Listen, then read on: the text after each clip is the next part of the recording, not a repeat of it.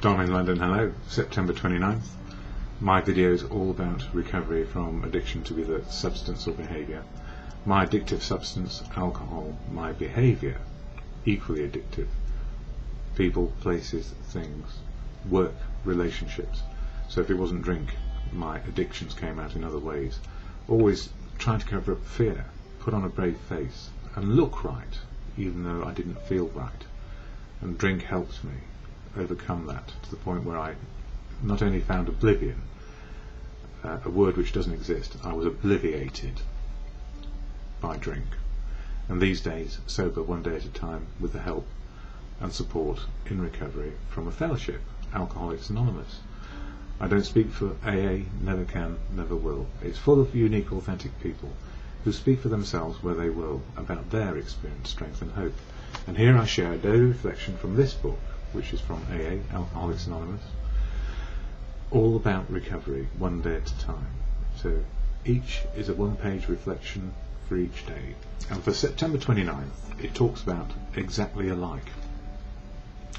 Frequent contact with newcomers, that's newcomers into the fellowship, new people, new to recovery.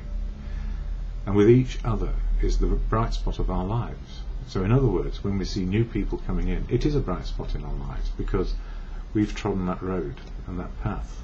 And we do it daily, together, one day at a time. We're always in the same place, in the same time, in the same space.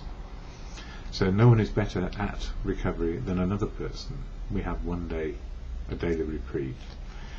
A man came to the meeting drunk, interrupted the speakers, stood up and took his shirt off, staggered loudly back and forth for coffee, demanded to talk, and eventually called the group secretary an unquotable name and walked out.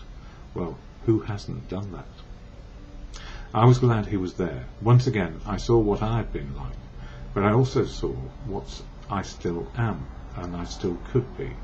I don't have to be drunk to want to be the exception and the centre of attention.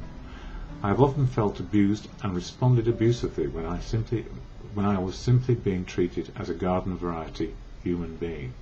In other words, we're not special and different, we're just human, and we encounter other humans also who are in difficult or happy states of mind. The more I realised that he and I were exactly alike. So we are exactly alike, and in sobriety we find, yeah, we're still human, we still have all the fears, the ideas of putting on a brave face when we're feeling hurt by another person's behaviour towards us.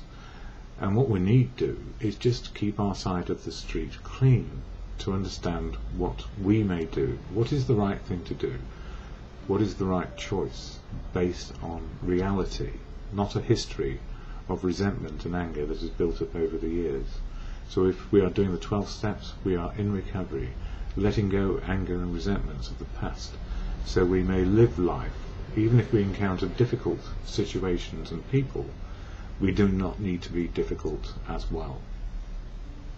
Not easy to do, easy to say.